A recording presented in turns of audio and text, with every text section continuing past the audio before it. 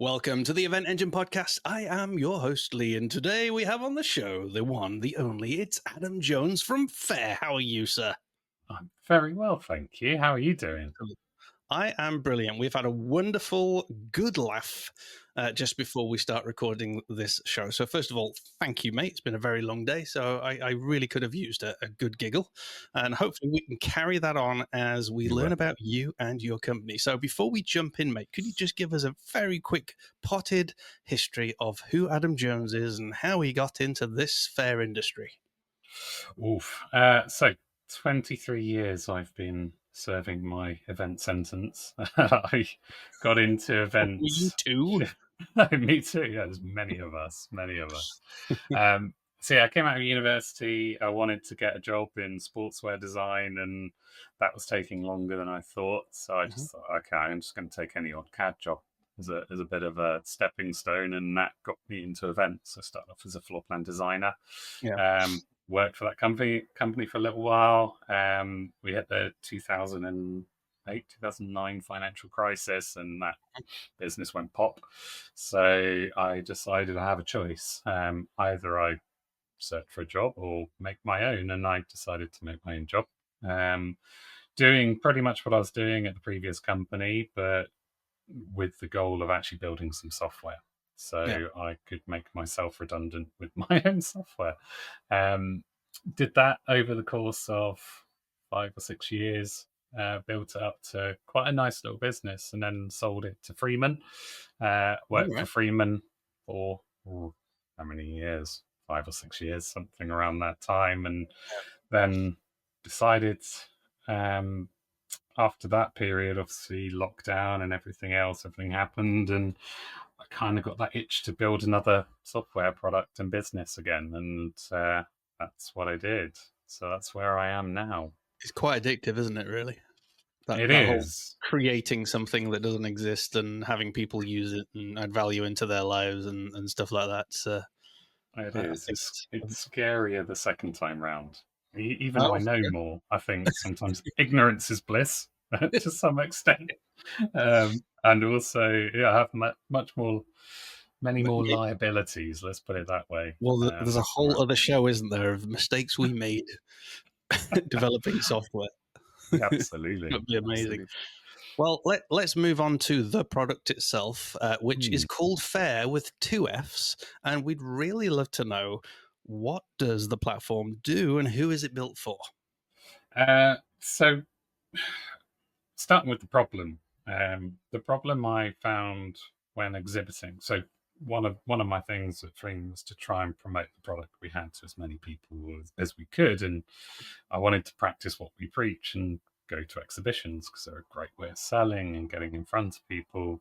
So I signed up to around 7 different exhibitions in the year, and because it was my product, I felt obliged to do the pre-show compliance. And oh boy, I really wish I hadn't.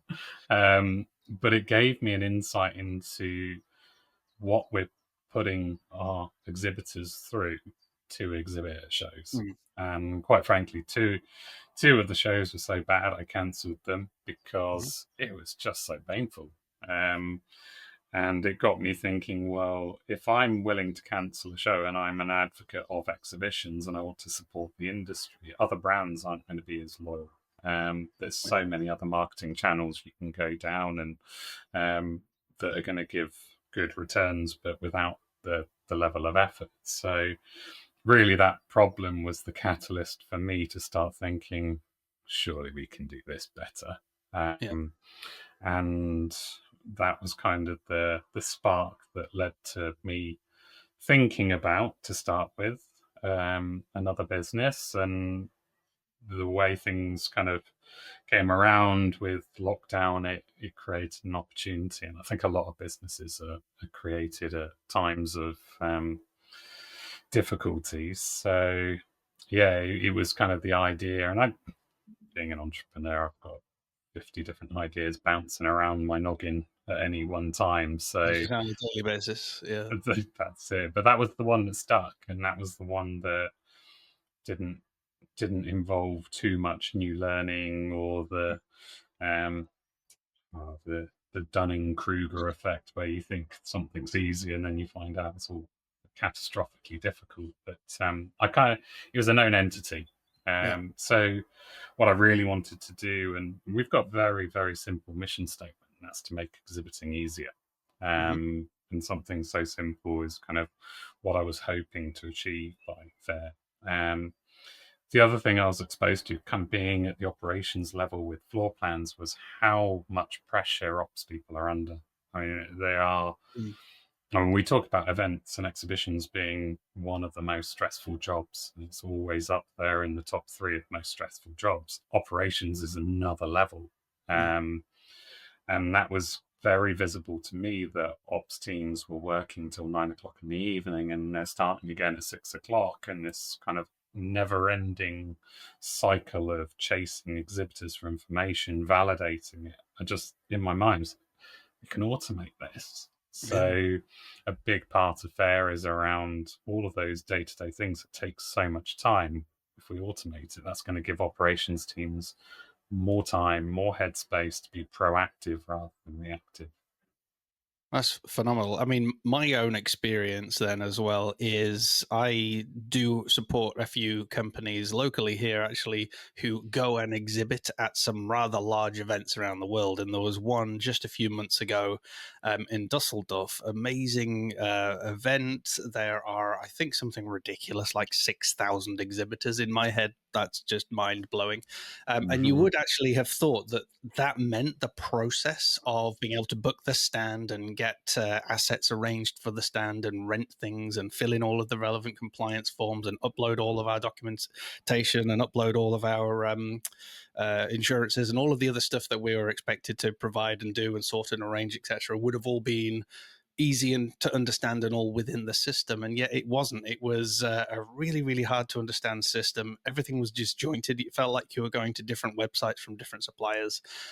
We were constantly having to email questions into the poor operations team saying, hey, we tried to upload this but it ain't working. Can you help? Here's the files, or here's a WeTransfer link, or whatever. It's just this complete nightmare. And then the other thing as well that was really frustrating to us was that if we booked on a few of the supplier products for the stand itself, TV, etc., all the different elements we might want to have there, because that was really useful. It's like, great, they've got these suppliers, we can add all these products, and it'll all get sorted out. We can pay online. But then it turned out that we could pay online for all those elements, but the fitting and stuff wasn't included, and that was all had to be done separately, emailed for quotes where you told them what you'd ordered in your basket. Well, actually, you had to pay for it. Then and it was just a complete nightmare. And like you, we wanted to, as exhibitors, we didn't really feel looked after. We wanted to almost walk away from it, but we couldn't. We were in a position where this is a massive event. We need to be there, and it just created a whole lot of stress and headaches for us. Equally, I Mm-hmm. imagine the operations team are in a whole world of hell every year as the event comes around with that many exhibitors, etc. So, that's just my experience. And folks, if you're listening in, if you're watching on YouTube, let us know what are your nightmares. Let us know in the comments. If you're listening in, email us. We'd love to know, and maybe even get you on the show. It'd be phenomenal. Also, don't forget, later on in this episode, we're actually getting a demo of FAIR. So stay tuned. If you're listening on in your ears, then there'll be a link in the show notes for you to watch the demo. So that'll be pretty cool. So, mate, can you tell us, out of all that I've just shared with you, because really that was just therapy for me, thanks. That's okay. I'm a good listener. It was really nice. Thank you. You didn't even interrupt. I was really impressed. Could you tell me how FAIR would have made my life different as an exhibitor, and equally for the poor operations team at that event? No names being Mm-hmm. mentioned. So the thing that you mentioned, which was one of the biggest pain points for me, was the purchasing experience. And being in the UK, it's a very fragmented market. So the organizers probably choosing 7 or 8 different suppliers, from AV to carpet to furniture, whatever it may be. And my experience was having to go to all different suppliers and order in 7 very different ways and getting a completely different experience from one to the other. One was so bad I had to fax the order. So I had to go to a link, I downloaded a PDF, I then scribbled all over it, and then phoned them up because that was the only contact information he had. No email address, just a phone number. So I rang it, and it was the Yeah. whole screeching noise that you get Oh from a no. fax machine. So it's like, oh crap, this is a fax machine. So found some dodgy software, scanned it in. But that to me was like, Christ, this is 2018-19. Surely we can do better than this. So Yeah. the shop element is really important. So what we did was built a marketplace. So essentially, you can bring all of your recommended suppliers into the system, but from the exhibitor perspective, be it a screen or a carpet or a furniture, you're checking out once. You might be ordering from 7 Does different that include suppliers. fitting? It includes fitting, it What? includes testing charges, It's beautiful. whatever it may be. But what what took me about 4 days in my experience to coordinate all this stuff Mm. and get everything in your basket, pay for it, and you're done in 4 minutes. That's a much better experience. Yeah. Also, from a supplier perspective, it's much better because the easier you make something, the more likely they are to order from you. And I Hmm. remember from my side again, it was so hard to order furniture from one of these suppliers. I ended up just buying a sofa from IKEA and renting a van and loading into the van Wow. because that was Wow. an easier process for me. Turned out not to be because I got a parking fine and I had nowhere to store this sofa. So it was kind of a short sighted view. But And it's not sustainable if you had to throw the sofa out. Hopefully you kept it.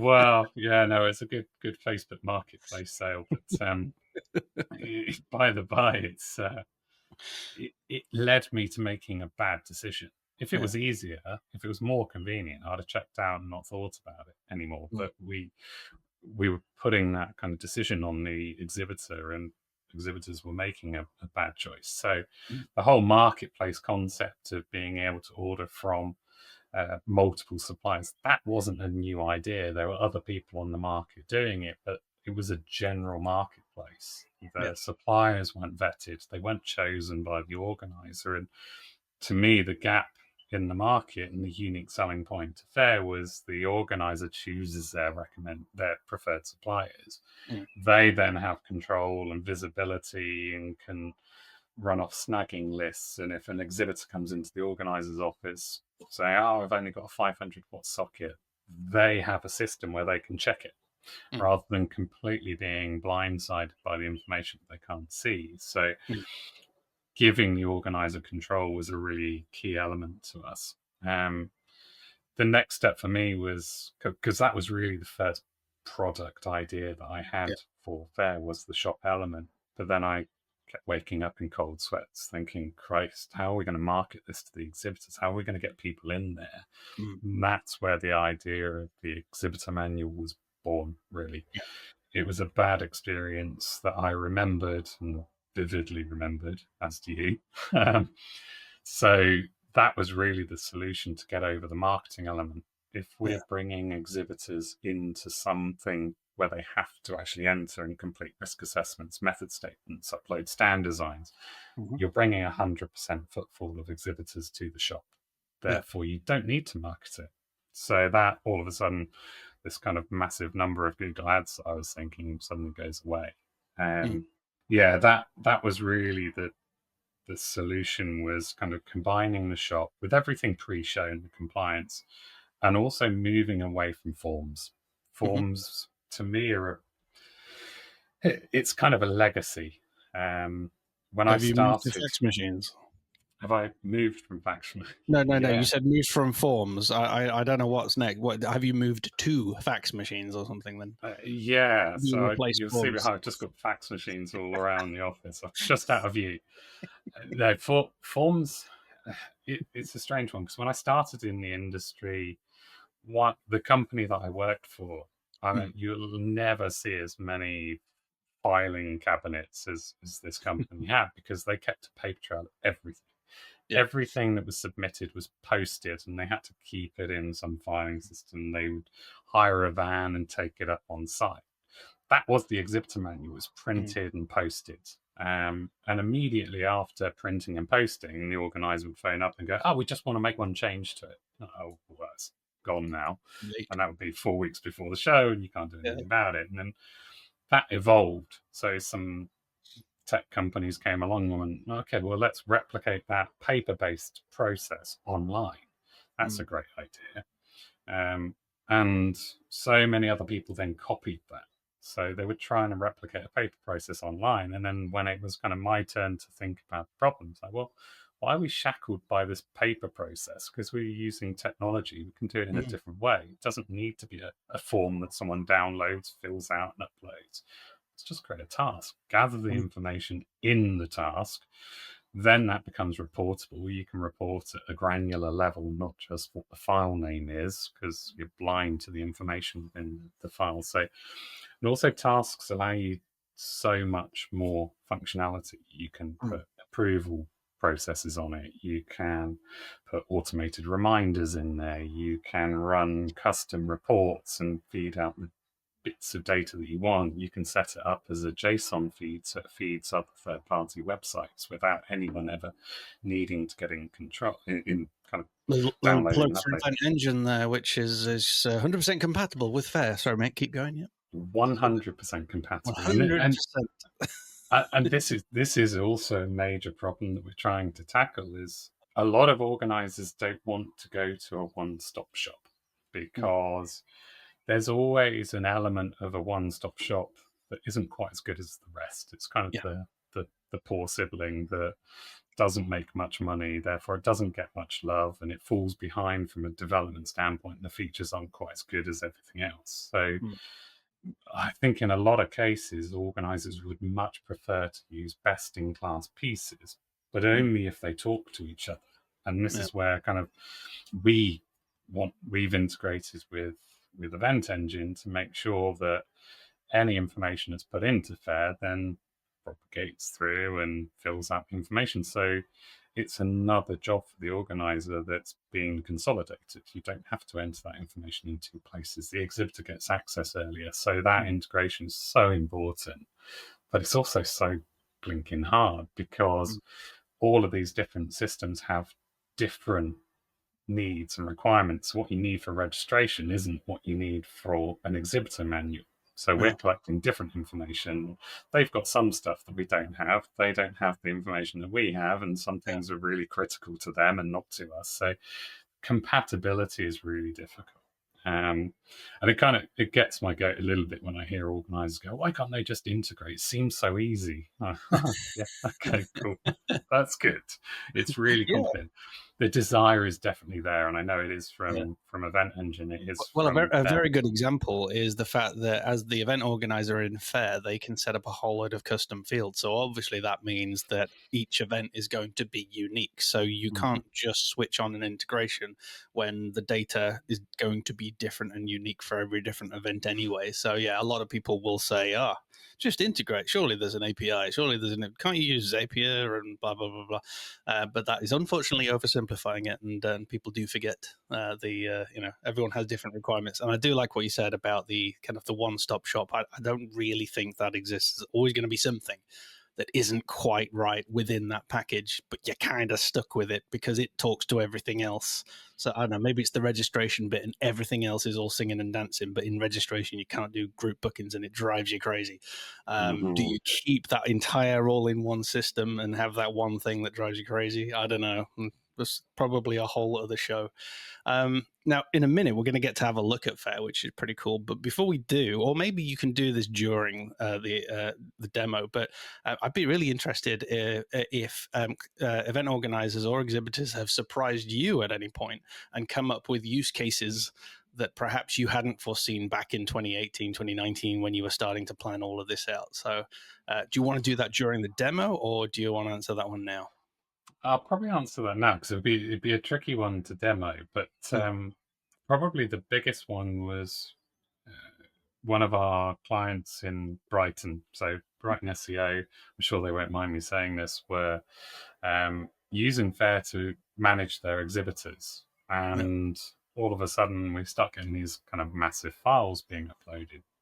God, what could the exhibitors be uploading that's that big? And actually what they'd done was realized that FAIR was so flexible and they could create different build and persona types that they were using it for speaker asset collection. So people are uploading their presentations and Nice. their videos, and obviously people don't Yeah. optimize their videos. So we're starting to get 1 terabyte files Brilliant. being uploaded to FAIR. Say, Like, oh, crikey, this is great, but also terrible. So, it's my um, computer under the desk, guys. I'm only limited to so many megabytes it's, of hard drive space. Darn it. it's not going to fit on the 3.5 block, unfortunately. So that was, Yeah. yeah, that was great. And we would never try and say that we are a speaker management platform. Mm, There's way better systems that kind of doing that whole package. sure. Lineup Manager is a great example, but there are certain elements of speaker asset collection that FAIR is really good at. It's really good at collecting and providing tasks en masse and Yeah. reminding people to do it. So the flexibility is really kind of what's allowed people to do it. Yeah, that was probably the biggest surprise. That's good. I love it when customers surprise us and use something in ways that we perhaps hadn't considered. For Event Engine, for example, we've had clients using using the platform as an awards platform as well for online events, when we were always focused on it just being a conference website platform. So it's evolved over time. Now let's take a look. Do you want to hit share screen? Let's take a look at FAIR. And I'm particularly excited, folks, for you to see the task section. Now, we've used FAIR in a few events. I've actually exhibited at Brighton SEO, so I've actually touched your system there. But equally through Event Tech Live as well, which is another phenomenal event. And what we really appreciated was the whole task list infrastructure, because that allowed us to understand what we needed to do. It essentially held our hand through all the stages of exhibiting at, say, Event Tech Live, making sure we'd done all our documentation, making sure we'd planned our actual stand, etc., and hadn't forgot anything. I'm a worry wart, so being able to just jump into FAIR before the event to make sure that everything was green, ticked off, and that Tim hadn't forgot anything, which is likely. Sorry, Tim. It's actually me that probably forgets things. I just felt mean for a second. I feel guilty now. But yeah, Oh, it was shouldn't. phenomenal. So, folks, if you are listening in just the audio, can I suggest you go ahead and check out the show notes? And there is a link to the YouTube channel with a timestamp, so you can come and watch the demo. Mate, over to you. What I'll show you is the exhibitor portal. If I show you everything, Sure. we're on for another hour. But I'll kind of give you a high level overview of the exhibitor experience, because to me that's the most important. If you can make your exhibitor happy, the knock on effect of that is immense. So from my perspective, you've kind of skipped a step here. We're already logged in. You can see your profile. I've completed some tasks. So you get a nice high level overview of everything that's going on. So I've got 21 tasks. I've completed 8 of them. A few are waiting for approval. I can see any past orders that I've placed. I can download invoices. I can also see what I've ordered in case I need to order more. We've got these two sort of what look like simple widgets, and they are simple. We implemented them, but they had a profound effect. When we implemented these two time widgets, tasks then became, it moved the actual submission date by 2 weeks. So people were submitting their tasks 2 weeks earlier than they were before we put these two simple widgets in there.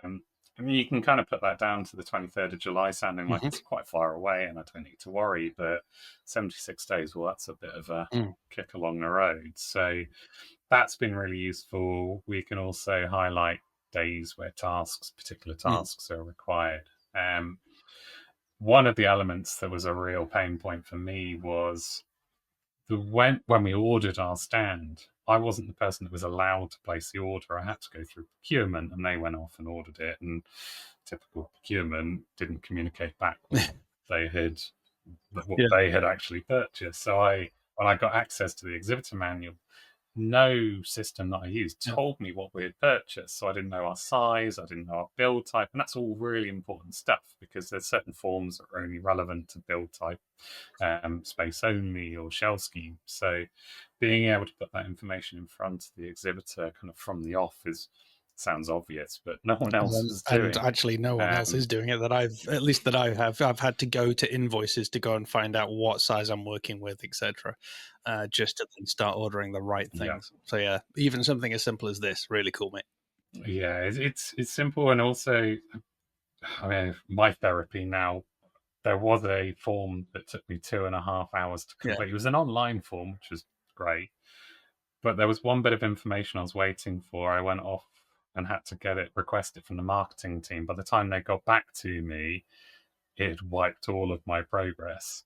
So I redid it, submitted it back, and I got an email saying, "Ha, you didn't have to Oh, do that what? one." It's like, well, where does it say I don't have to do it? And so, oh, well, it's space only.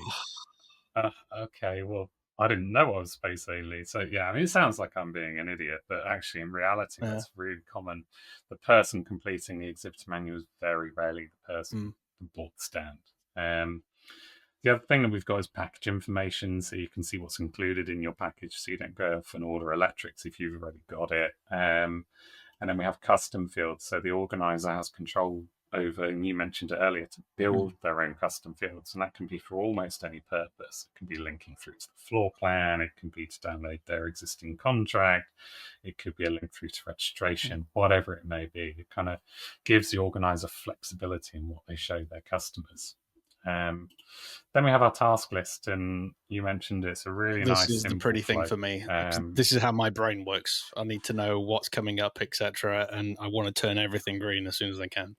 and a lot of people are the same. We tested different ideas like Kanban boards, but to be honest, the tick box was the thing that got Yeah.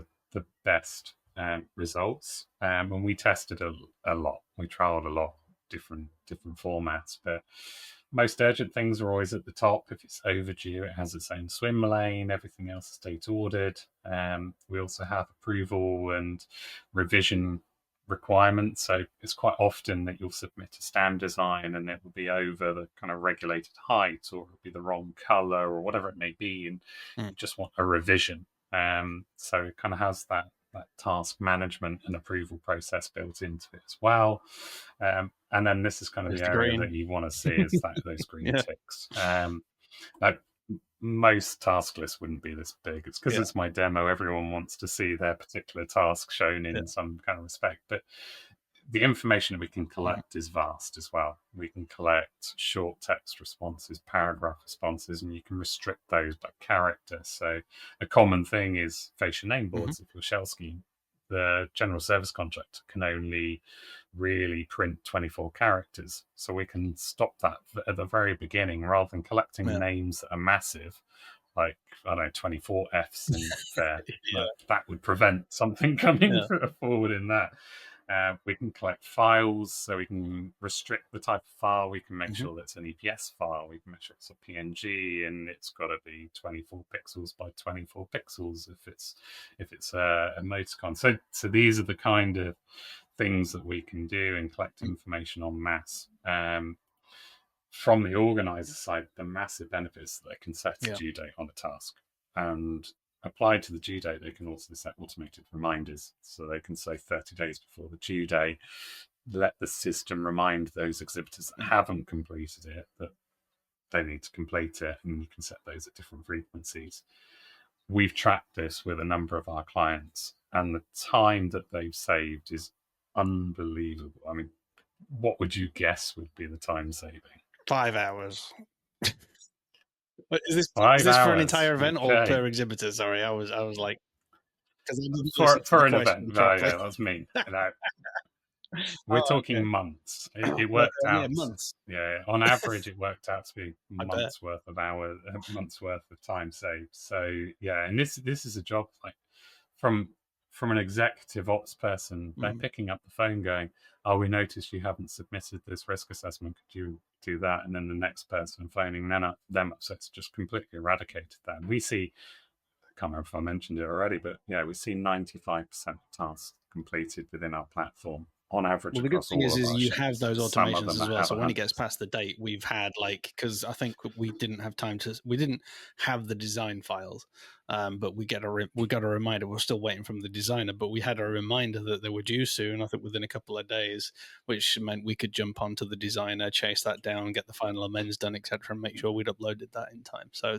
stuff like that, it takes away the chasing, doesn't it? It helps me as an exhibitor. It reminds me of the stuff Mm-hmm. and my responsibilities is coming up to the show, and equally, it's saving The poor operations team hammering the phones all the time, uh, feeling like all they're doing Yeah, is nagging. exactly right. The other thing from the organizer side is they can apply these tasks based on Mm. build type or package type. So I would never get into that situation again where I On the waste two and a form. half hours of my life completing a form that's not relevant to me. So I will only see Yeah. the tasks that are relevant to me, which should reduce the amount of tasks I have to do, which makes it less scary. We've also got conditional logic, so the organizer can come along and go, right, if they answer yes to this question, this task will automatically be applied to their task list. So let's say building over 4 meters, they then need to send a complex structure document. So yeah, it's all about reducing the content and Mm. making it relevant. Show info, this is another area. So there's the old saying, read the fucking manual. I mean, it's been Yeah. abbreviated, but it's very, very common. And the reason people don't is because it's Yeah. hard to consume. It's typically a really long 200-page PDF that's not very searchable. So that's another element where we massively reduce the number of email traffic, the amount of email traffic going back and Mm. forward to the organizer, because you can find the information that you want in this show information really easily. And it's another area you can filter. So every section you can filter it from certain exhibitors. So I'm not going to see pages and pages of stuff Yeah. that's not relevant to me.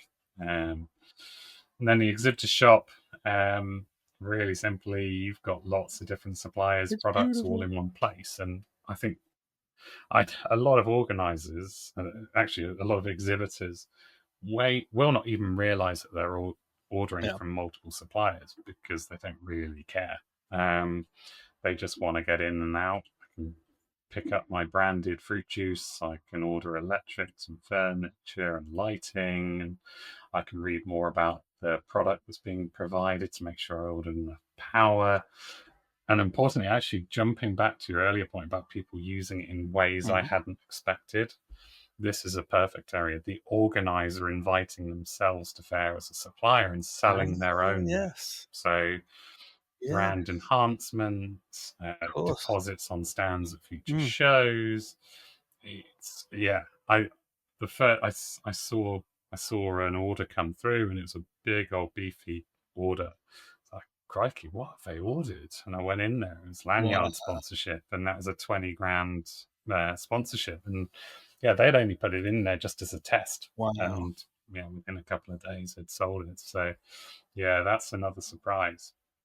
But the idea being now, I've got 4 things in my cart. They happen to be for the Mhm. different suppliers. I can add more information. I can upload stand plans. So the electrical provider, for example, could just they can see where they need to Amazing. pull up the electrics.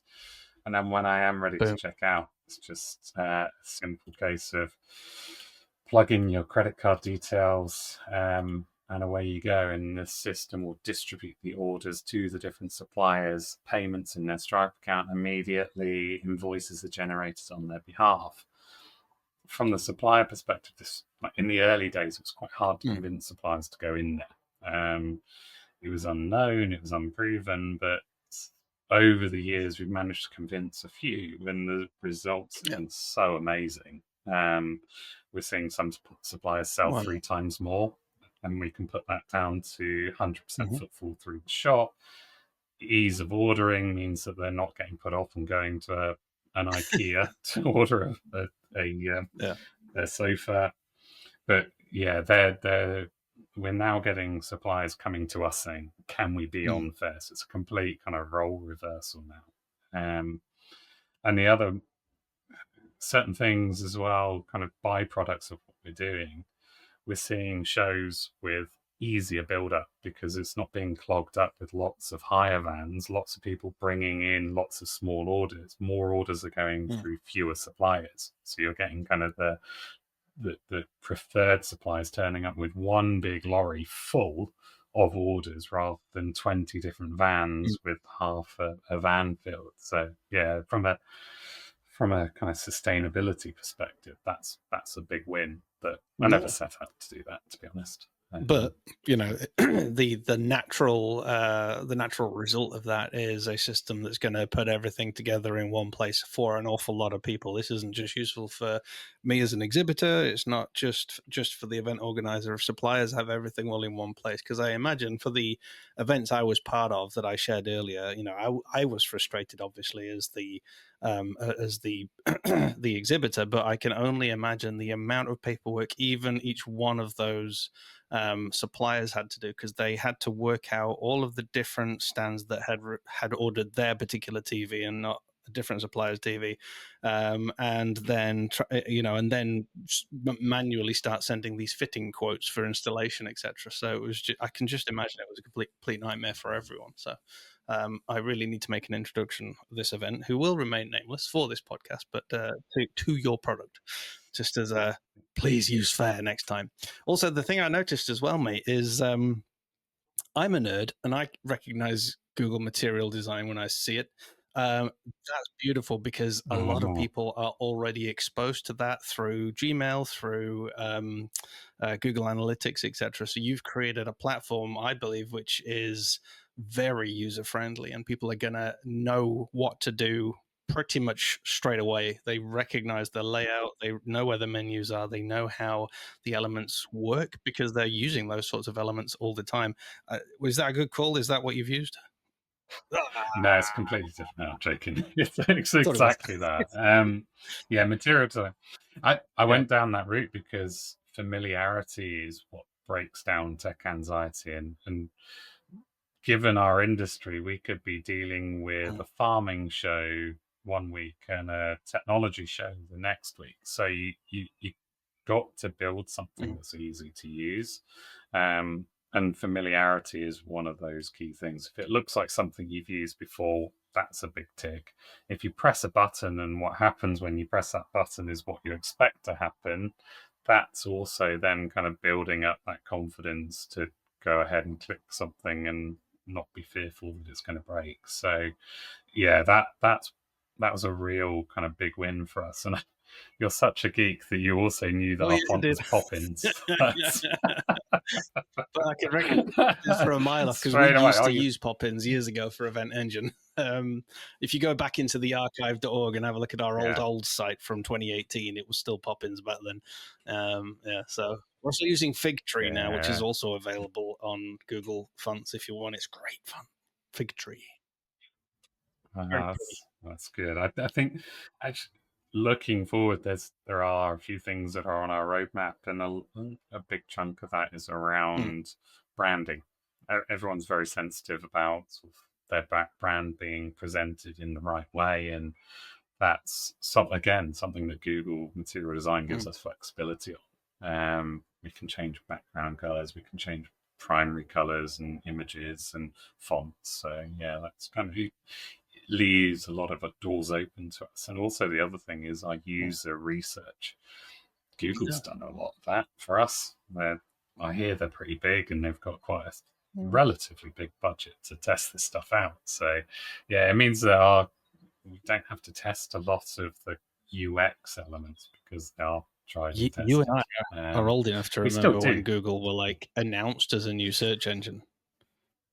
Do you remember that? Like I used to Mm, use like Ask Jeeves and Alta Vista and those Yahoo, yeah, Yahoo. and which was not even a search engine. I think it was more like a directory when I was looking at it. I can't even remember using a search box with Yahoo. I remember going down categories to find things, like in a category. And I remember when Google were announced, as this new upstart with really Ah, good results.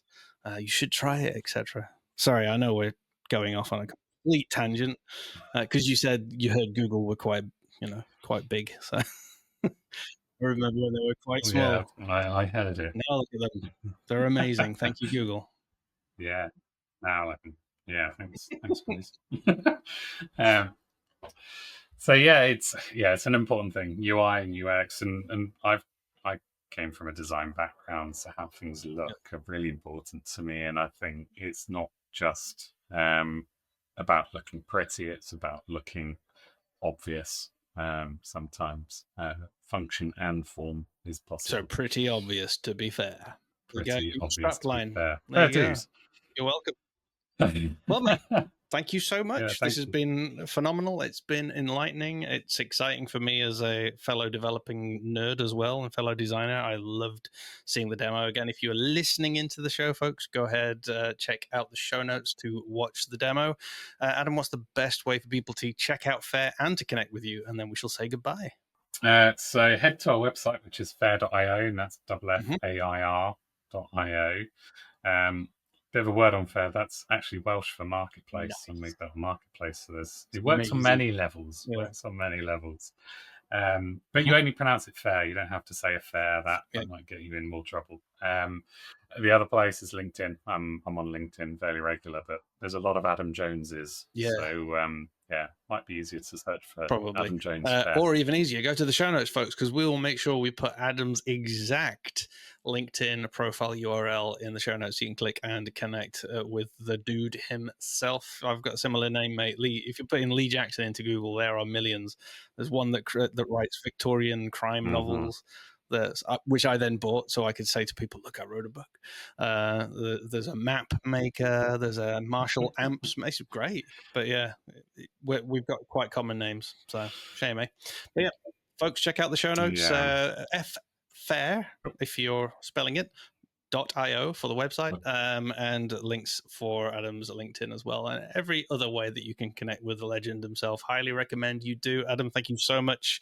You are a legend. I've had a great fun with you, and I can't wait to get you back on the show when we do that terrible mistakes we made when developing products episode that we might do just as therapy and may never release.